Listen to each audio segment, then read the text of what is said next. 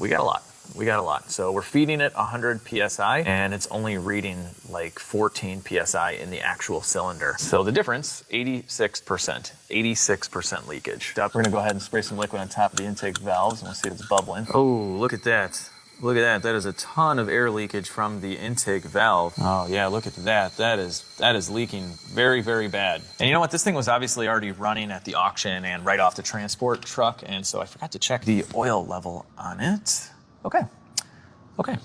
Yeah, this has very little oil. It is barely registering there. No warning was coming up on the instrument cluster, but very little oil, which I know sounds bad, but that actually could be good because when a variable valve timing engine gets low on oil, it can throw off valve timing because it needs that oil pressure to adjust the camshaft. So there's an adjuster in there that gets fed oil pressure and then it can move the cams and affect the valve timing, which could cause an entire bank in this situation to be low on compression if this is the one that gets oil last. So when I did the intake valve cleaning and I sprayed my concoction in there, it wasn't leaking down. I mean, granted, I didn't leave it in there for very long, but we did the intake cleaning. Sometimes a little bit of carbon deposits will get stuck and we rotated the crank in order to clean the other two. All right, let's see how low this guy was. We added 16 ounces of fluid. Yeah, it's starting to register now. So, okay, I'd say it's probably a quart and a half low. All right, let's go back together with some spark plugs.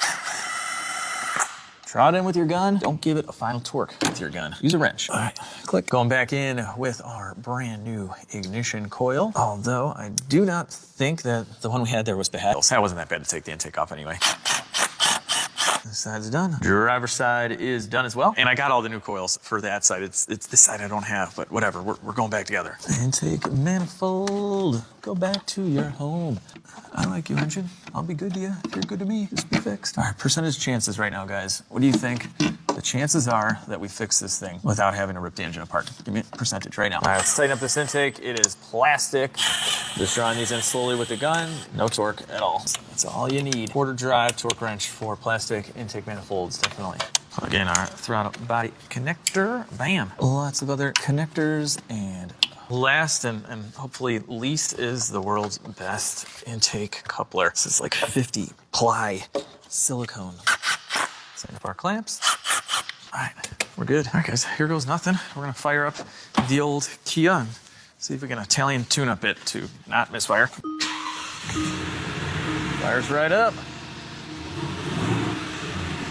All right.